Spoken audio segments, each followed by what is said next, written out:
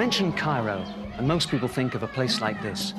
A timeless world where quiet lives are led behind walls and shutters, narrow streets filled with the smell of incense, and the faint clack of dominoes echoing from a drowsy cafe. Well, all that's still here. But there's another side to Cairo, which perhaps better typifies this old town at the start of a new millennium.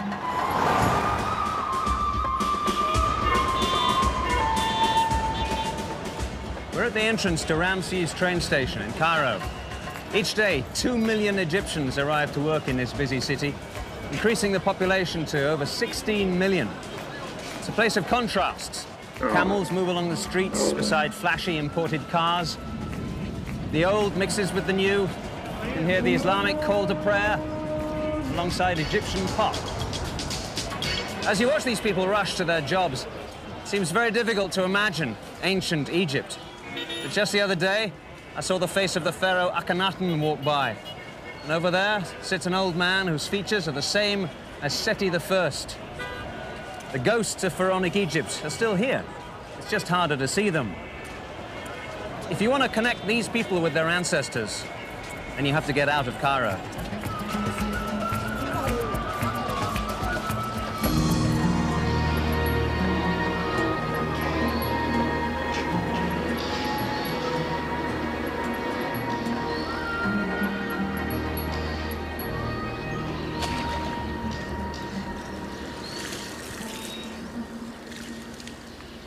Here in the country, it's still possible to glimpse the barest traces of the everyday life of ancient Egypt. A shadouf, similar to this one, has been bringing water to these fields since the age of Ramses. But the truth is, we know very little about the life of most of the people who once lived here. I don't mean the kings and the priests and the scribes, but the peasants who raised the food, the workers who built the temples, spun the cloth, molded the pots, crafted the boats and manned the armies. The common people of Egypt were mostly illiterate, and so their voices from the past are harder to hear. But at least today, we are trying to listen to those voices. For the story of ancient Egypt is their story too.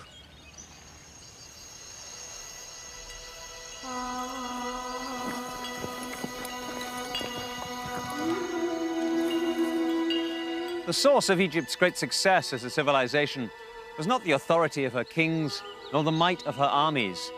It was this: the rich black soil of the Nile Valley.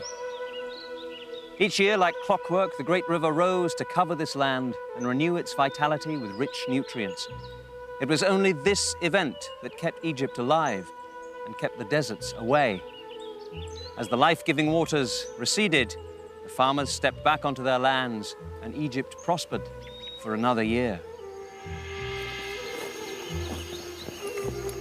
At the height of its glory, ancient Egypt had a population of approximately 7 million, about that of present-day London. The vast majority lived on farms. The crops they planted and harvested not only fed their countrymen, they formed the basis of the nation's financial system. There was no currency. Debts, salaries, purchases in the marketplace were all paid with commodities, most often grain from fields. Herodotus was very impressed when he went to Egypt and said, oh, Egypt is the gift of the Nile. Egypt is the gift of the Egyptian farmers. Without those farmers, it would just be a big, annually inundated floodplain. Then, as now, there was only one river in all of Egypt, and it was the Nile on which every growing thing depended. All agricultural life functioned according to a well-defined cycle. The annual cycle began when summer rains in the highlands of what is today Ethiopia and Sudan swelled the river. As it entered Egypt, the Nile surged over its banks and deposited its load of fertile topsoil onto the farmland which kept Egypt alive. Generally, the river could be counted on to return the life-giving flood each year. But there were periods when the flood was too low or too high, and crops suffered or failed. Every Egyptian understood this peril. Their myths and stories, the very essence of their religious practices, all had to do with the river and its critical importance in their lives. As soon as the inundation started to drop, you might say that all hell broke loose, because it became very crucial to start preparing the fields. After the flood, the ground was lightly turned, then the seed scattered and worked in by the feet of men and animals. Egyptian farmers planted vegetables and legumes like beans and lentils, but by far the most important crops were wheat and barley. These grains were the basis of the two mainstays of the Egyptian diet. Bread is something that everyone ate, regardless of what class you're from, and even now in Egypt, the word for bread is the same word as for life, aish. So to live is to have bread, basically. While wheat was ground for bread, barley was raised for the other staple of the Egyptian diet, beer.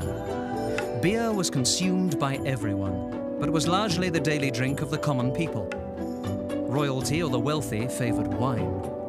Grapes were extensively grown, and Egyptian wine was sought after by the connoisseurs of the ancient world. Papyrus texts reveal that although bread and beer were at all daily meals, the diet of the ancient Egyptians was varied and nutritious. Leeks, onions, garlic, lettuce and cucumbers were common. Fruits included dates, melons, figs and pomegranates. Although Egyptians didn't know of citrus or sugar, they indulged their sweet tooth with abundant amounts of honey. Farmers also raised cattle, pigs, sheep, goats and donkeys. Although pork was common in the diet of peasants, beef was generally too expensive. Work that has been done on zooarchaeological remains shows that obviously wealthier people, such as the pharaoh and his court, would consume far more beef than would people who were much poorer or workmen. With the river being rarely more than a few miles from any Egyptian's home, fish was an extremely important food item. The river also created thick marshes, which were home to great flocks of migrating ducks and geese. Men, both rich and poor, hunted waterfowl with carved throwing sticks for sport and food. These wildfowl supplemented the domestically raised ducks and geese, which provided eggs, flesh and fat. Chickens did not arrive on Egyptian farms until more than 2,500 years after the pyramids were built. When at last the crops were ripe, farm life entered the next critical phase in the rural cycle, the harvest. Wheat and barley were cut with sharp stone or copper sickles, then threshed by pounding the heads of the grain against a slotted piece of wood. The grain was separated from the chaff by throwing it in the air. Although women were not expected to work in the fields, harvest was the exception, and everyone, including children, pitched in. Most land in Egypt was owned by the pharaoh or the great temples. This meant that the joy of the harvest was tempered when representatives of the owner arrived to collect their tax. We know that the ordinary Egyptians probably always resented the taxes levied on them by the state. We do find amongst the written records of the elite references to the fact that the tax collectors can expect trouble when they go to collect the sacks of grain from the farmers. And in fact, the tax collectors go with escorts, men carrying big sticks. Then, as now, there were penalties for cheating on your taxes, although the punishment was far more dramatic. But not even taxes could take away from the satisfaction farmers felt from the bounty which rewarded their labor. Harvest meant that the cycle of life in the Nile Valley had wound through its season. Life in Egypt would be free from want for another year.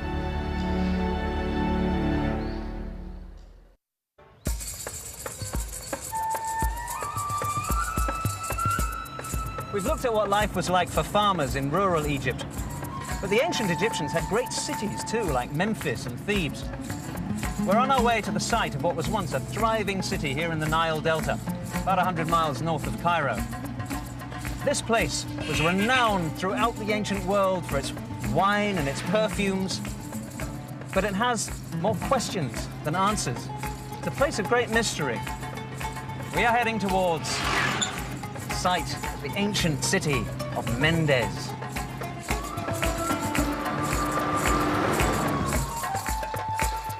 The city of Mendes was located on one of the many branches of the Nile as it fanned out into the rich delta. Today, farm workers plant rice on land that was once part of the great city. Mendes had its beginnings in the earliest days of the Old Kingdom and evolved into a busy trading port and important religious center. But it appears that at one point in Mendes' long history, the life of this city was interrupted by a mysterious tragedy. Over 4,000 years ago, after 500 years of astonishing prosperity, the Old Kingdom dissolved into chaos. We do not know why. There is evidence here of people suddenly packing into the city, of burning and destruction, hurried burials, of whole families dying together. The classic clues of war, famine, and disease. There are no written records here at Mendes or elsewhere to explain the decline of the Old Kingdom. But Dr. Donald Redford of Penn State University heads a team that is searching for answers. They are excavating an Old Kingdom temple built here in Mendes over 4,000 years ago. As they have uncovered more of this place of worship, they have also come upon a place of death. So we're on top of the temple now, and Yes. what was it you found in this area? Well, we first got into a massive destruction layer. Someone had lit a fire at some time and fired the bricks, and they'd tumbled down in a great conflagration. And then under that, we found a surface associated with the structure, whatever it was. And on that surface, we found a big surprise. And one of the great surprises of my archaeological career, and a very dramatic one, in fact. Oh, this is a really deep excavation. It must have taken some time. Donald leads me down into the deepest part of his work in the temple. It was here that workers uncovered startling evidence of more than just a fire. At this point, well, right where I'm standing, in fact, we first discovered 3 skeletons, an old man on top of an old woman on top of a child in this spot right here. Then over here we found 2 more skeletons side by side. They had not been buried. This is not a burial because they lay in contorted attitudes, suggesting they had died traumatically and on the spot. So the people who died in this place, men, women, children, were they trapped here? Were they prisoners? It's hard to say. Actually, the walls confining the court are not that high, and they slope out, in fact. It would seem as though if they wanted to escape and nothing was preventing them, they could have. But why should they have all been herded here? This almost is sinister. You think there may be more bodies here? Oh, undoubtedly there are. I would dearly love to know whether we can say anything about the relationships of these groups, father or male, female, child, whether they're indigenous to the area perhaps, or whether they're foreign to the area. All of this, I think, could be answered, but it will take a long time and considerably more excavation. Even with excavation, what happened here may never be understood. Was there a revolt or civil war in Mendes and these people were executed? Was there some unknown invasion and these were local citizens killed by the conquerors? Like so many questions in Egyptology, there may never be a definitive answer. We do know that after these deaths, life went on. So after this disaster, the city and the temple seem to have been abandoned in some way, but then later on there was more building here? Oh yes, it was sacred space for an extended period of time, and the temple was rebuilt in the New Kingdom, refurbished in the centuries after that, and in fact did not reach its full extent until about 550 BC. And I'd like to show you that latest stage, and in fact it's the largest and most dramatic. Right. So this is